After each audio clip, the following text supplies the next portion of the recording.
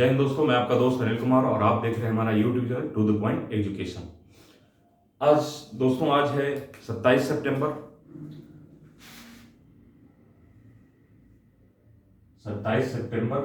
2022 है और आज का हम जो भी करंट अफेयर्स सीखा, जो भी इंपॉर्टेंट करंट अफेयर्स होगा, समसामयिक की घटनाक्रम, आज उसको हम लेंगे। ठीक है, ये हमारा डेली डोज जाता है प्यारे बच्चों। आपके लिए लगभग आधे घंटे का जो है डेली डोज है। यहाँ इंपॉर्टेंट क्वेश्चन, जितने भी इंपॉर्टेंट क्वेश्चन कॉम्पिटिटिव एग्जाम में हो सकते हैं, आ सकते हैं, या इस तरह के क्वेश्चन आए हुए हैं, हम उनको लेते हैं, उनके सारे एस्पेक्ट्स को देखते हैं, क्वेश्चन की फॉर्मेटिंग करते हैं कि एग्जामिनेशन में क्वेश्चन आ कैसे सकते हैं और आते कैसे हैं। ठीक है, लगभग इतनी चीजें हम आपके सामने लेते हैं और कोशिश ये करते हैं कि इधर उधर की ज्यादा चीजें ना हो, उधर उधर के कुछ फैक्ट्स ना हो, ऐसे फैक्ट्स हों जो हमारे कॉम्पिटिटिव एग्जाम में पूछे जाते हैं। किन किन लोगों के लिए ये जरूरी है कि कौन कौन लोग इसको पढ़ सकते हैं, तो लगभग सभी जो कॉम्पिटिटिव एग्जाम की तैयारी करते हैं वो अगर आधे घंटे का टाइम अपने शेड्यूल से निकाल करके रखते हैं, तो आप ये ध्यान देंगे कि लगभग 25 से 30 क्वेश्चन, 25 से लेकर के 30 क्वेश्चन आपका धीरे धीरे करके हंसते खेलते हो जाएगा और एग्जामिनेशन के 1-1.5 महीने पहले सिर्फ आपको रिवीजन की जरूरत पड़ेगी। रिवीजन करने से ही आपके लगभग इस 25-30 क्वेश्चन में से ज्यादा क्वेश्चन, कम से कम 20 क्वेश्चन तक मिल जाते हैं आपको। और किसी भी कॉम्पिटिटिव एग्जाम में जो भी बंदा, अगर लड़का तैयारी कर रहा है, बच्चा तैयारी कर रहा है सीरियसली, तो उसको पता है कि ये कितना ज्यादा इंपॉर्टेंट होता है। अगर आप ये इतने ही क्वेश्चन लगभग आपको सब्जेक्ट से भी मिलते हैं, तो सब्जेक्ट कितना पढ़ना पड़ता है इसको, क्योंकि ये सर्टेन नहीं है, किसी किताब को पढ़ करके इसको तैयार नहीं कर सकते, क्योंकि ये डेली बदलने वाली चीज है, इसलिए आपको डेली ही इसको पढ़ना पड़ेगा। ठीक है, आज ले लेते हैं, स्टार्ट करते हैं आज की क्लास। पहला क्वेश्चन हमारा है अंत्योदय दिवस। मैंने कोशिश ये रहती है कि जो इंपॉर्टेंट है, दिवस तो रोज 10-10 दिवस पढ़ रहे हैं, डे पढ़ रहे हैं, लेकिन जो इंपॉर्टेंट है, जो क्वेश्चन पूछे जाते हैं, उसको लेते हैं। कोशिश रहती है कि पहला क्वेश्चन हम आपको किसी डे के लिए में किसी दिवस के रूप में ले। ठीक है, तो अंत्योदय दिवस है, अंत्योदय दिवस। ठीक, अंत्योदय दिवस है। अब इससे कोई टेक्निकल क्वेश्चन नहीं बनता, सीधे सीधे पूछ लेगा निम्नलिखित में से हाल ही में किस दिन अंत्योदय दिवस मनाया गया। ठीक, तो ये मनाया कब गया? 25 सितंबर को। 25 सितंबर को मनाया जाता है अंत्योदय दिवस। अंत्योदय क्या होता है? गरीब व्यक्ति हैं, गरीब से गरीब व्यक्ति, नहीं गरीबों से भी गरीब, कि उनकी सहायता के लिए, कि उनको सहायता दी जाए, उससे संबंधित है अंत्योदय। मतलब अंत जो आखिरी पायदान पर है, जो विकास के आखिरी पायदान पर, सबसे निचले पायदान पर है, उसका उदय करने उद्देश्य है। इसका क्या उद्देश्य है? अंत्योदय। आप अगर किसी चीज का मतलब न समझ में आया करे अगर, तो सीधे सीधे कोशिश किया करिए प्यारे बच्चों। एक आपको ट्रिक बता रहे हैं, ट्रिक नहीं, 100% काम करने वाली चीज, जो भी शब्द दिया गया हो जिसका आपको मतलब नहीं समझ में आ रहा है, उसको तोड़ने की कोशिश करिए, यहां से की पॉइंट निकालने की कोशिश करिए। अंत मतलब अंत का, उदय मतलब उसका ऊपर उठना। ठीक, उसको अंत्योदय कहा जाता है। दिवस 25 सितंबर को मनाया जाता है। अच्छा, ठीक है, तो 25 सितंबर को मनाया जाता है, तो ये कब से ऐसा हो रहा है कि अंत्योदय दिवस घोषित किया गया है? तो 2014 से। ठीक, अंत्योदय दिवस जो है घोषित किया गया 2014 से। अंत्योदय दिवस 2014 से घोषित किया गया। एक फैक्ट और यहां पर आता है आपका, जो एग्जाम में पूछा जा सकता है। एक फैक्ट और है, क्या है कि ये किसके जन्म दिवस के रूप में अंत्योदय दिवस मनाया जाता है? ठीक, किसके जन्म दिवस के रूप में? तो किसके जन्म में? पंडित दीनदयाल उपाध्याय। ठीक, तो पंडित दीनदयाल उपाध्याय के जन्म दिवस के उपलक्ष्य में, उपाध्याय जन्म दिवस, ठीक, जन्म दिवस के उपलक्ष्य में ये अंत्योदय दिवस मनाया जाता है। इतना ही क्वेश्चन, इससे ज्यादा क्वेश्चन नहीं पूछा आएगा, इस जगह से इतना ही क्वेश्चन आएगा। तो मैंने आपको बताया कि कोशिश क्या करें कि उस चीज को तोड़ने और तोड़ के फिर समझने की कोशिश किया करें। ठीक है प्यारे बच्चों, अगला क्वेश्चन लेते हैं अभी। तो ऐसे ही क्या होता है, इसको की फैक्टर कहते हैं। किसी भी क्वेश्चन में अगर आप कोई क्वेश्चन करते भी हैं, तो उसके अंतर्गत की फैक्टर क्या है, आखिर किस चीज का आंसर आपको देना है। इतना लंबा चौड़ा क्वेश्चन लिखा रहता है एग्जाम में, उसका आंसर आपको किसको देना है। अगर आप की फैक्टर जान जाएंगे तो आंसर कम टाइम में और बेहतर आंसर दे सकते हैं। इसके बारे में बात होगी, कुछ क्लास होंगी या क्लास के बीच बीच में भी बात हो जाएगी, ठीक है। तो कोशिश करते रहेंगे हम आपको बताने की, समझाने की। अगला देख लेते हैं क्या है। एक है ऑपरेशन मेघ चक्र, ठीक, मेघ चक्र। मैं आपको ये इस तरीके से क्यों बताता हूं, मैंने मेघ चक्र ऊपर लिख दिया, ठीक, ऑपरेशन है ये, ऑपरेशन, क्योंकि जब मैं इसको बताऊंगा आपको तो आपको एक क्लिक करना चाहिए कि मेघ चक्र क्या है, ठीक, क्लिक होना चाहिए मेघ चक्र, क्योंकि क्वेश्चन भी ऐसे ही लिखा रहेगा, निम्नलिखित में से ऑपरेशन मेघ चक्र की शुरुआत हुई, ठीक, नीचे दे देगा दुनिया भर के 4 ऑप्शन दिया रहेगा, ठीक। तो पहले मेघ चक्र के बारे में बात कर लेते हैं, फिर आपको बताएंगे कि क्या होता है। तो ऑपरेशन मेघ चक्र ये है क्या चीज, ऑपरेशन मेघ, तो ये बाल यौन शोषण से संबंधित, किससे संबंधित, संबंधित किससे है, तो ऑप्शन में ऐसे ही लिखे रहेगा, बाल यौन शोषण से संबंधित। शोषण कैसे संबंधित है, बाल यौन शोषण से संबंधित कैसे है, तो जो सीबीआई है, सीबीआई ने ये ऑपरेशन किया है, सीबीआई ने, और सीबीआई के अनुसार, सीबीआई को जानते हैं, सीबीआई के अनुसार ऑपरेशन मेघ चक्र चलाया जाएगा। उसमें क्या है कि अगर कोई व्यक्ति ऑनलाइन जो अश्लील जो चीजें अगर अपलोड कर रहा है, अपलोड मतलब नेट पर डाल रहे हैं आप, अपलोड कर रहे हैं या डाउनलोड कर रहे हैं, डाउनलोड कर रहे हैं, तो उनको पकड़ा जाएगा, किसके माध्यम से, ऑपरेशन मेघ चक्र के माध्यम से, ताकि बाल यौन शोषण पर लगाम लगाया जा सके, ठीक, बाल यौन शोषण पर लगाम लगाया जा सके। तो ऑपरेशन मेघ चक्र क्या हुआ, किसके लिए है, तो बाल यौन शोषण के लिए।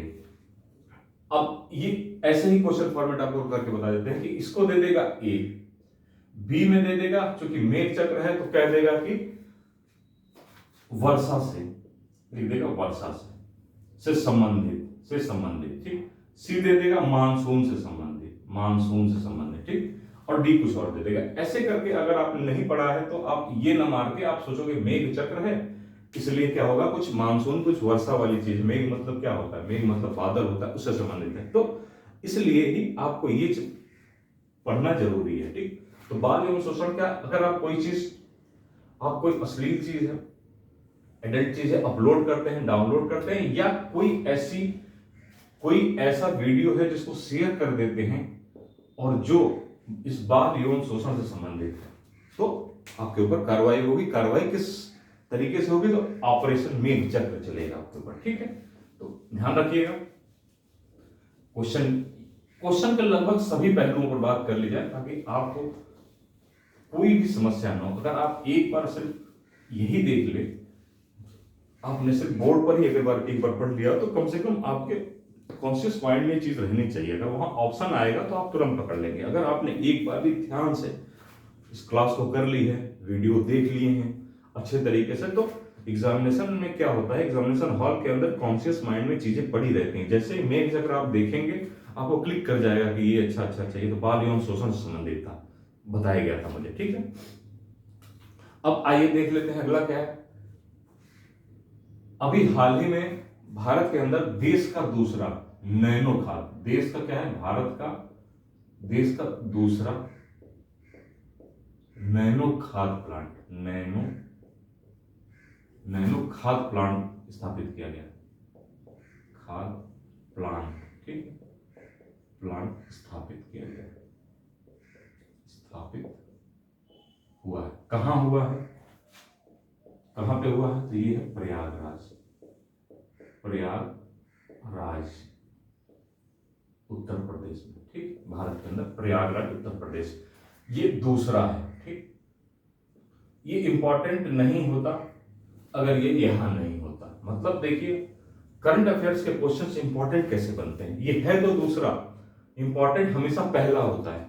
देश के अंदर कोई चीज पहला अगर बनाया जा रहा है तो ज्यादातर संभावना उसी को पूछने की होती है, लेकिन ये दूसरा है तब भी इंपॉर्टेंट है, इसीलिए बोर्ड पे है ये, नहीं तो बोर्ड पे नहीं होता। क्या है, प्रयागराज उत्तर प्रदेश, क्योंकि जो बच्चे उत्तर प्रदेश की क्लास ले रहे हैं, उत्तर प्रदेश की कॉम्पिटेटिव एग्जामों की तैयारी कर रहे हैं, तो आपको मैंने बताया कि उसमें लिखा होता है उत्तर प्रदेश की जानकारी के रूप में विशेष ज्ञान, मतलब उत्तर प्रदेश के बारे में विशेष ज्ञान भी आपको पूछा जाएगा एग्जामिनेशन में, अलग से उसके 2-4 क्वेश्चन आएंगे, ठीक, यूपी स्पेशल तो रहेगा ही रहेगा, यूपी स्पेशल के साथ साथ करंट अफेयर्स के भी यूपी स्पेशल कुछ होते हैं, 1-2 क्वेश्चन 3 क्वेश्चन, तो वो क्वेश्चन आपको यहां से मिलते हैं। ठीक है, तो हम आपको ये भी बता देंगे कि आखिर पहला प्लांट कौन सा है। ठीक, ऐसा नहीं है कि नहीं है। तो गुजरात के अंदर कलोल में जो पहला प्लांट लगा था, पहला प्लांट जो नैनो खाद प्लांट लगा था वो कलोल, कलोल जो जगह है वो गुजरात में है, कलोल गुजरात में यहां पे लगा था। इंपॉर्टेंट यही था। ठीक, या है भी, अभी भी पूछा जा सकता है, ये नहीं कह सकते कि नहीं पूछा जा सकता, लेकिन अगर यूपी में क्वेश्चन आएगा, उत्तर प्रदेश के कॉम्पिटिटिव एग्जाम की तैयारी कर रहे हैं, तो इसकी संभावना ज्यादा है कि प्रयागराज में ये दूसरा नैनो खाद प्लांट, तो ये दूसरा न देकर के सीधे सीधे लेगा हाल ही निम्नलिखित में से, हाल ही में उत्तर प्रदेश के अंदर नैनो खाद प्लांट स्थापित किया गया है, निम्नलिखित में से कहां है। ठीक, इलाहाबाद, प्रयागराज को इलाहाबाद भी कहते हैं, पहले इलाहाबाद नाम था, प्रयागराज कर दिया गया, आगरा, कानपुर, ऐसे करके ऑप्शन देगा और कंफ्यूज हो जाएंगे आप अगर आपको नहीं पता होगा। तो मेरे कहने का मतलब ये है प्यारे बच्चों कि अगर आपने एक बार भी अगर इसको देख लिया है और आपको दूसरी बार मौका नहीं मिला है, और बाद में एग्जाम के टाइम में भी अगर आप रिवीजन कर लेंगे तो आपके कॉन्शियस माइंड में चीजें रहेंगी और आप इसको बेहतर तरीके से कर सकते हैं। नेक्स्ट क्वेश्चन ले लेते हैं। एक है बथुकम्मा उत्सव, बथुकम्मा उत्सव क्या है? बथुकम्मा उत्सव है, बहुत इंपॉर्टेंट नहीं है, लेकिन फिर भी चूंकि इस तरीके के उत्सव मनाए जाते हैं, क्वेश्चन पूछा जाता है, इसलिए आपको बात बताते रहे। बथुकम्मा उत्सव ये 25 सितंबर से मनाया गया, 25 सितंबर से मनाया जा रहा है तेलंगाना के अंदर, तेलंगाना राजधानी तेलंगाना की हैदराबाद है। ठीक, हैदराबाद राजधानी कहाँ है? तेलंगाना के हैदराबाद। ठीक, बस इतनी जानकारी जान लीजिए। बथुकम्मा उत्सव कहाँ मनाया जा रहा है? तेलंगाना में, और कब से? 25 सितंबर से। बहुत इंपॉर्टेंट क्वेश्चन नहीं है, लेकिन फिर भी आप इसको ध्यान रखेंगे, जरूरत पूछ सकता है। नेक्स्ट क्वेश्चन ले लेते हैं हम। एक बात प्यारे बच्चों होती है, स्पोर्ट्स से क्वेश्चन है अगला हमारा, दिलीप ट्रॉफी। दिलीप ट्रॉफी किसको कहते हैं? आपने खूब सुना होगा, रणजी ट्रॉफी, दिलीप ट्रॉफी। ठीक, दिलीप ट्रॉफी, दिलीप ट्रॉफी 2021-22। ठीक, दिलीप ट्रॉफी किससे संबंधित है? पहला क्वेश्चन तो यही है, क्वेश्चन खूब पूछा गया है, कई बार एग्जामों में पूछा गया है कि आखिर दिलीप ट्रॉफी जो है निम्नलिखित में से किस खेल से संबंधित है। ठीक, किस खेल से संबंधित है? खेल कौन सा है? जानते हैं, भारत के अंदर जो धर्म के रूप में खेल लिया जाता है वो है क्रिकेट। तो ये किससे संबंधित है? क्रिकेट से। ठीक, क्रिकेट से संबंधित है, ध्यान रखिएगा, दिलीप ट्रॉफी क्रिकेट से संबंधित है। एग्जामिनेशन हॉल में नहीं याद आता, क्योंकि फुटबॉल, बैडमिंटन, वॉलीबॉल सब दिया रहता है, हॉकी, मेनली क्रिकेट और हॉकी में लोग कंफ्यूज होते हैं। तो खेल क्रिकेट से संबंधित है। अब हाल ही में दिलीप ट्रॉफी जीता किसने है? हाल ही में दिलीप ट्रॉफी किसने जीता है? तो ये पश्चिमी क्षेत्र में। विजेता कौन है इसका? विजेता कौन है? पश्चिमी क्षेत्र। ये भी क्वेश्चन पूछा गया है, पश्चिमी क्षेत्र में जीता है। ठीक, पश्चिमी क्षेत्र में जीता है किसको?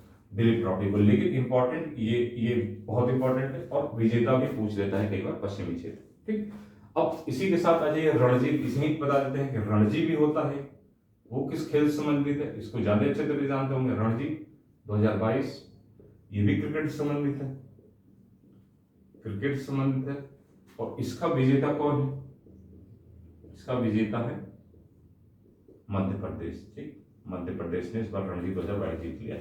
सारे जितने भी आपके टूर्नामेंट होते हैं, इंपॉर्टेंट टूर्नामेंट होते हैं, इनके लिए अलग से मैं बताऊंगा आपको जब एग्जाम आएगा तब, क्योंकि अभी इसमें बहुत ज्यादा, अभी बस थोड़ा बहुत जान लेने की जरूरत है, क्योंकि डेली करंट अफेयर्स चल रहा है तो उसमें जान लेने की जरूरत है, अन्यथा इस पर बहुत ज्यादा आपको दिमाग खपाने की जरूरत है। आखिरी में आपको लगभग सब 20, 25, 30 जितने भी टूर्नामेंट होंगे जो जीते होंगे किससे संबंधित, तो सब आपको करा देंगे, आपको कुछ करने की जरूरत नहीं होगी, बस एग्जामिनेशन से पहले। क्योंकि हमें पता है कि एग्जामिनेशन से 1 महीने पहले किस तरीके की तैयारी करनी चाहिए, और 10 दिन पहले किस तरीके की तैयारी करनी चाहिए, फिर लास्ट के टाइम 5-10 दिन का क्या करना होता है। ठीक है, तो आपको परेशान होने की जरूरत नहीं, आप वेट करिए और वॉच करिए, कान और आंख खुले रखिए, मुंह बहुत ज्यादा मत खुले रखिए, क्योंकि आपको ध्यान से बस चीजों को देखते चले जाइए। आपको जो क्वेरीज हो, जो भी नहीं समझ में आ रहा हो, आपको लग रहा है गलत है, उसको बताइए जरूर, बोलिए जरूर, कमेंट सेक्शन में बोलिए हमें, लेकिन पहले एक बार को सब कुछ देख लीजिए क्या बताया क्या जा रहा है, ध्यान से सुनेंगे तो आपका बेहतर फायदा होगा प्यारे बच्चों। ठीक है, अगला लेते हैं। इंडियन न्यूज़पेपर सोसाइटी है, क्या है? इंडियन न्यूज़पेपर सोसाइटी है, न्यूज पेपर सोसाइटी। इसकी स्थापना कब हुई थी? 1939 में इसकी स्थापना हुई थी। कहाँ पे? इसका मुख्यालय कहाँ है? दिल्ली में। मैं क्यों बता रहा हूँ आपको भी बताता हूँ। मुख्यालय कहाँ? दिल्ली के अंदर इसका मुख्यालय है। ठीक है। इंडियन न्यूज़पेपर सोसाइटी की स्थापना कब हुई थी? 1939 में। ठीक है। अब इसका क्या है? 1939 में हुई थी। अब इसलिए मैं बता रहा हूं कि इसके अभी अध्यक्ष चुने गए हैं। ठीक, अभी अध्यक्ष चुने गए के राजा प्रसाद रेड्डी, नए अध्यक्ष बने इसके। अध्यक्ष के राजा प्रसाद रेड्डी। ठीक, प्रसाद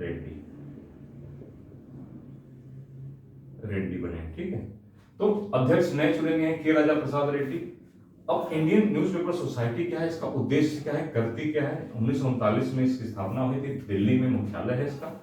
और इसका मेन उद्देश्य प्यारे बच्चों ये है कि जो न्यूज़पेपर है, समाचार पत्र है, उनका प्रोटेक्शन करना और इसके फ्रीडम यानी कि इसकी स्वतंत्रता का ध्यान रखना।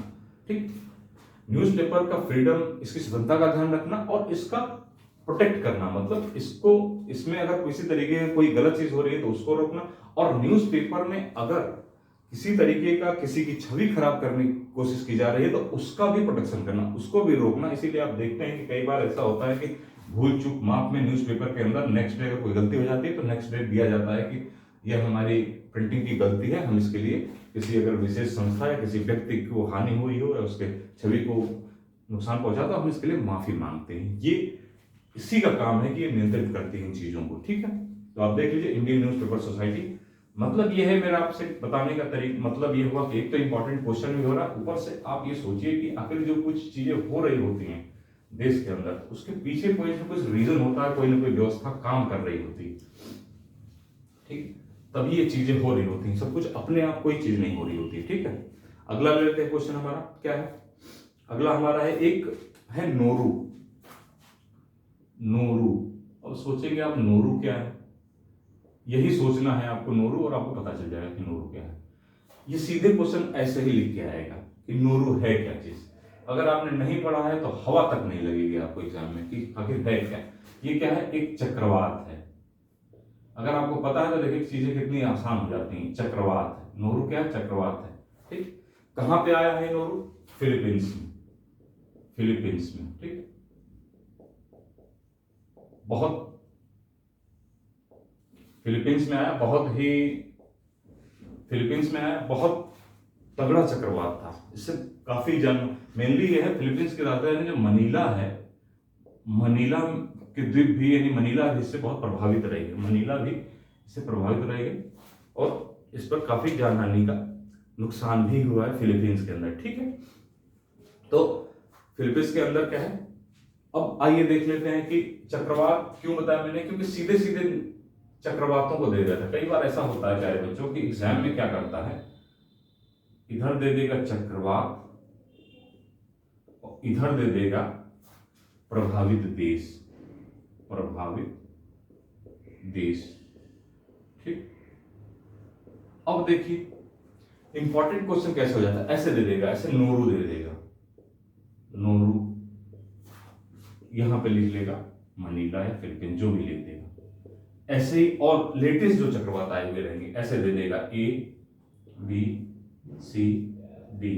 यहां पर भारत मान लीजिए दे दिया और कोई अलग चक्रवात दे दिया जो इससे सुमेलित नहीं है, भारत में वो चक्रवात नहीं आया। पूछ लेगा निम्नलिखित में से कौन सा सुमेलित नहीं है। तो ऐसे भी क्वेश्चन आते हैं, क्वेश्चन थोड़े टफ हो जाते हैं क्योंकि इसमें आपको जानकारी ज्यादा चाहिए होती है। ठीक है, तो आपको ये चीज ध्यान रखनी है कि आइए इंपॉर्टेंट क्वेश्चन पर बात कर लेते हैं। बहुत इंपॉर्टेंट क्वेश्चन है, आपको हम कहीं ना कहीं आपको मिलना ही मिलना है। ठीक, एशियाई पाम ऑयल गठबंधन, ठीक। पाम ऑयल गठबंधन आपको दिखाई दे रहा होगा, ठीक है। पाम ऑयल होता क्या है, यही है, सूरजमुखी का तेल हुआ, सरसों का तेल हुआ, सब खाने पीने वाले जितने भी तेल हैं सबको पाम ऑयल कहते हैं। एशिया के पाम ऑयल गठबंधन हुआ है, ठीक। तो एपीओए, इसको क्या कहेंगे, अगर ऐसे कहेंगे आप, एपीओए, ठीक, ठीक है, एपीओए कहेंगे, ठीक, शॉर्ट फॉर्म इसका है, ठीक। अब आइए देख लेते हैं कि अब एशियाई पाम ऑयल गठबंधन है तो कितने देशों, कुल किन देशों का गठबंधन हुआ। सबसे पहले जानने के बाद कुल 5 देशों का गठबंधन है, यही इंपॉर्टेंट क्वेश्चन है। कुल 5 देश, सीधे सीधे पूछेगा कि एशियाई पाम ऑयल गठबंधन में निम्नलिखित में से कौन कौन से देश हैं, ठीक। तो 5 देश कौन कौन से जान लेते हैं। भारत है, पहला भारत हो गया, पाकिस्तान है, ठीक, श्रीलंका है,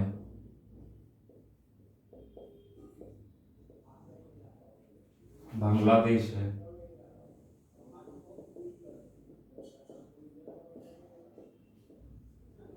नेपाल है, ठीक। ये कुल कितने देश हो गए, 5 देश। तो इनका किस लिए गठबंधन हुआ है, क्योंकि पाकिस्तान भी इसमें है, आप जानते हैं, इसलिए इंपॉर्टेंट। वैसे भी गठबंधन हो जा रहा है कि बहुत सारी बातें आज के टाइम में आप जानते हैं चलती रहती है देश के अंदर, राजनीति में, कि ऐसा है वैसा है, लेकिन आप देखिए कि पाम ऑयल गठबंधन में पाकिस्तान है। आप हमेशा ध्यान रखिएगा, राष्ट्र की एक नीति होती है, राष्ट्र की नीति टोटली एक तरीके से डिसाइडेड होती है, इसको कोई बदल नहीं सकता। देश के अंदर चाहे कोई कैसी भी बातें करता रहे, ये सही वो गलत ये सही, लेकिन जो राष्ट्र की नीति होती है उसको कोई बदल नहीं सकता, वो इसी हिसाब से चलती है। इसीलिए मैं कहता हूं कि आप उलझुल की चीजों को छोड़ करके आप सीधे अपने टॉपिक पर आइए और ये जानने की कोशिश करिए कि आखिर जो भी आपके आसपास जो चीजें हो रही हैं, राजनीतिक लोग हैं, किस तरीके से चीजों को बदल देते हैं। लेकिन वास्तविक स्थिति क्या होती है, जब आप पढ़ेंगे, जब आप अध्ययन करेंगे तो आपको मालूम चलेगा कि वास्तविकता क्या है और आभासी चीज क्या होती है, ठीक है। तो क्या हो रहा है, एशियाई पाम ऑयल गठबंधन है, 5 देशों का ये गठबंधन है, ठीक। और क्या है मेनली इसका उद्देश्य क्या है, उद्देश्य ये है प्यारे बच्चों की, जो पाम ऑयल है, भारत बहुत ज्यादा पाम ऑयल आयात करना पड़ता है, ठीक। तो ये कोशिश करना इस पाम ऑयल को उसी हिसाब से खपत करना और आवश्यकता बनाना, ताकि आयात और निर्यात का जो सिस्टम है वो एक तुलनात्मक ढंग से हो सके, और जितना भी ऑयल है, पाम ऑयल है, उसको खपत के लिए आराम से हमको मिल सके। भारत, पाकिस्तान, इन रीजन जैसे तरह हमारे भारत के पड़ोसी देश हैं, इन पर बातचीत करके और आयात निर्यात को प्रभावित करना, ताकि पाम ऑयल की कमी कहीं किसी भी देश को न होने पाए और कैसे करके सही रेट पे हमें पाम ऑयल उपलब्ध हो। इसी तरीके का कुछ एक गठबंधन होता है जहां लोग बैठते हैं।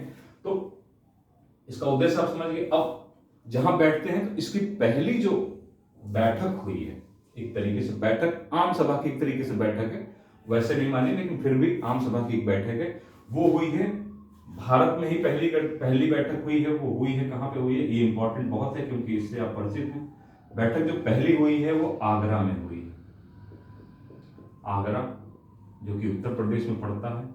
तो पहली बैठक कहां हुई, एक तरीके से अगर राष्ट्रीय स्तर पर देखें तो भारत में हुई है, और प्रादेशिक स्तर पर देखेंगे तो उत्तर प्रदेश के आगरा में इसकी पहली एशियाई पाम ऑयल गठबंधन की पहली बैठक हुई है, वो कहां हुई, आगरा, भारत में। अच्छा ठीक है। अब एक क्या हो रहा था कि यहीं पर ग्लोबल शिखर सम्मेलन एक हो रहा था, ठीक, जो यहां आगरा में ही ग्लोब ऑयल जो है, ग्लोब ऑयल शिखर सम्मेलन चल रहा था, शिखर सम्मेलन चल रहा था, शिखर सम्मेलन चल रहा था कहां पे, आगरा में ही, आगरा में ही चल रहा था। ये अभी की बात बता रहे हैं, 2022 की बात कर रहे हैं, सितंबर अक्टूबर की बात, सितंबर की बात कर रहे हैं, अगस्त सितंबर की, ठीक है। आगरा में हो रहा था, वहीं पर जो है अलग हट करके एक एशियाई पाम ऑयल गठबंधन की भी बैठक हुई थी, ठीक।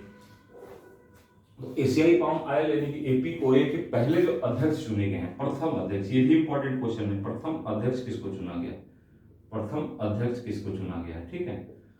तो सबसे पहले जो अध्यक्ष है वो किसको चुना गया है, ठीक। तो ये कौन है? अतुल चतुर्वेदी हैं। अतुल चतुर्वेदी को चुना गया, अतुल चतुर्वेदी को चुना गया पहला अध्यक्ष। इंपॉर्टेंट क्वेश्चन है ये भी, अध्यक्ष अतुल चतुर्वेदी, ये भी इंपॉर्टेंट क्वेश्चन है प्यारे बच्चों।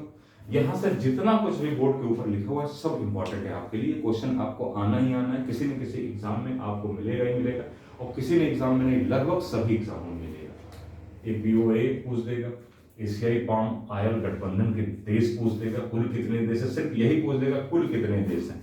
कैसे करके बोल देता है क्वेश्चन, आप देख लीजिए, कुल कितने देश हैं, ऐसे करके देखा। निम्नलिखित में से कुल कितने देश हैं?